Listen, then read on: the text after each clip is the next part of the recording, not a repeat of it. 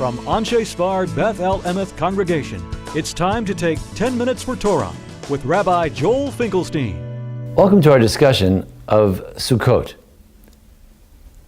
A holiday of nature? Question mark. Back to nature? Is it so? Is Sukkot a holiday of nature? Is Sukkot a celebration of nature? Is Sukkot a harvest festival? That's the question for today. If we look in the various sources, we see an ambivalence about this question as to whether it is a holiday of nature or not. For instance, on Sukkot we take a lulav and etrog. We shake these branches and these fruit.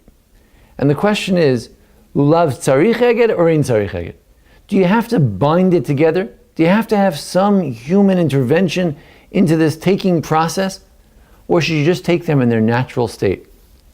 Surely they should be taken derech gidulan. You should hold them in the way they grow. We hold the lulav upright. We hold the etrog upright, not upside down. Very important from a legal point of view, halachic point of view, to hold them properly. From that point of view, we hold them naturally. But do they require an eged? Do they require some sort of beautification beyond the natural? There is a debate in the Gemara between Rabbi Yehuda and the general sages, Gemara Lamed Gimel, as to whether we do require a binding or not. We maintain the position that a binding is not absolutely necessary. Technically, you could fulfill the mitzvah without any binding.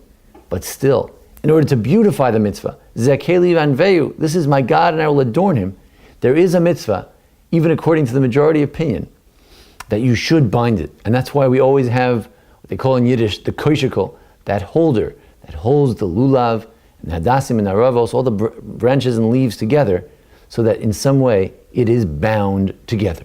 We do go beyond nature. We don't suffice with the purely natural.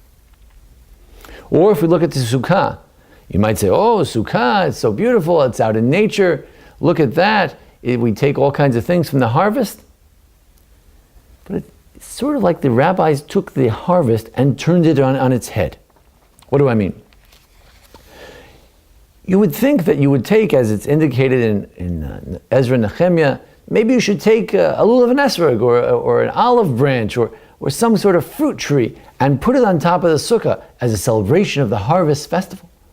After all, it says Chag HaSukkot is Basbecha, it's a time when you're gathering migornecha u'mikvecha, from your vineyards, from your silos of grain. So you would think you would put grain, wheat, olives and dates and figs on top of your sukkah. But the rabbis say no. The Gemara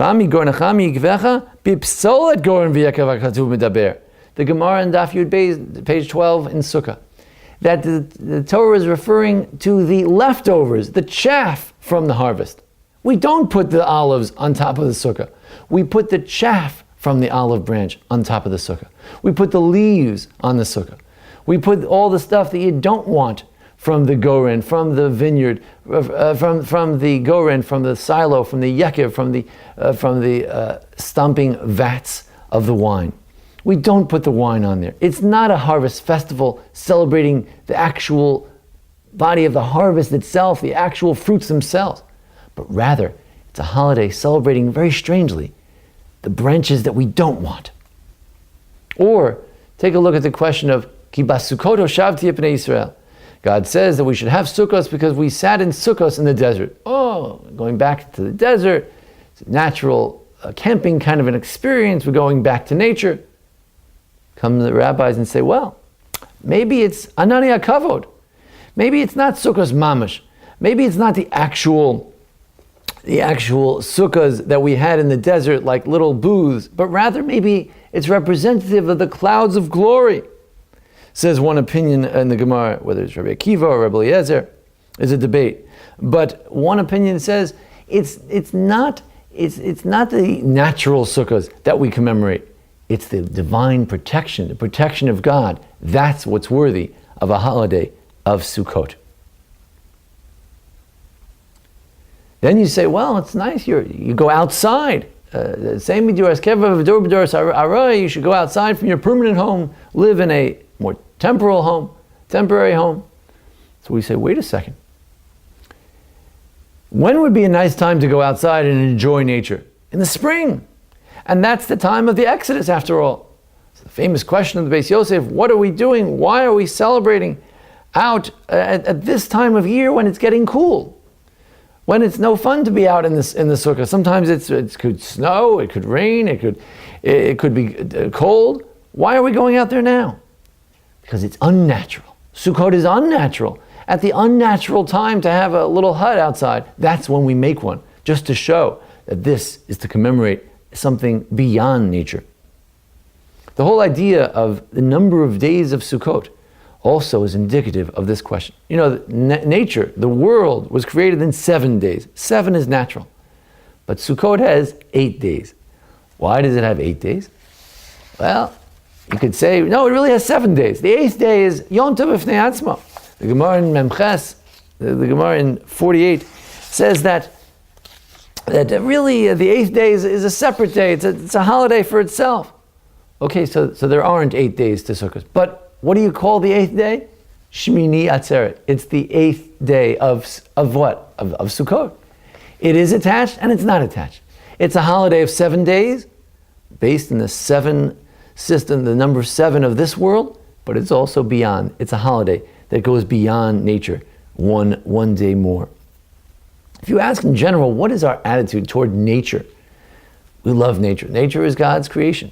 But we're told, we should master over the nature. We're supposed to go beyond our natural selves. Our natural selves may be inclined to things we shouldn't do. We have to be kovesh et yitzro. We have to conquer the natural and cultivate it and guide it in a proper and moral fashion. And that's why when it comes to a bris milah, it's on the 8th day beyond nature. And the bris does offense to nature. The natural body is not what we're left with at the end of a bris milah, with the circumcision. Because the idea is that the body is beautiful, but it needs some tikkun, it needs some fixing in order to be perfect. And that's what Rabbi Kiva told that Roman Tarnas Rofis Harasha. He explained to him that after all, a loaf of bread is better than wheat. Our goal in life is to make bread, not to chew on a piece of wheat. Nature is beautiful. Nature is God's creation. But God has given us nature to subdue it, to modify it, to change it. And that's why Sukkot goes one step beyond. Sukkot takes the nature, it celebrates it, and goes beyond. We take a lulav and esrog, but we have to bind it. It's even more beautiful if it has that human hand and the human touch.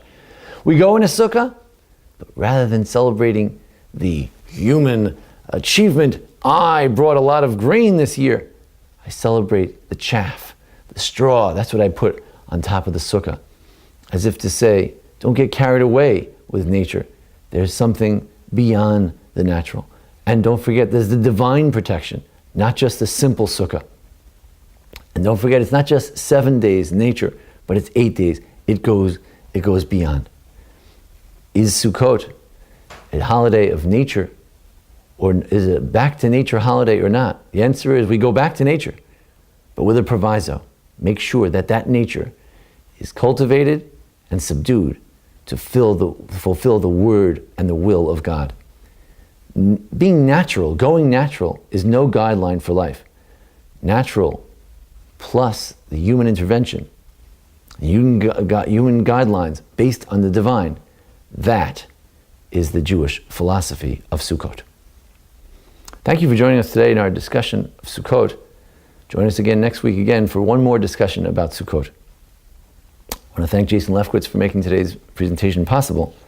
Join us again here at Anshe Sfard Beth El congregation here in Memphis, Tennessee.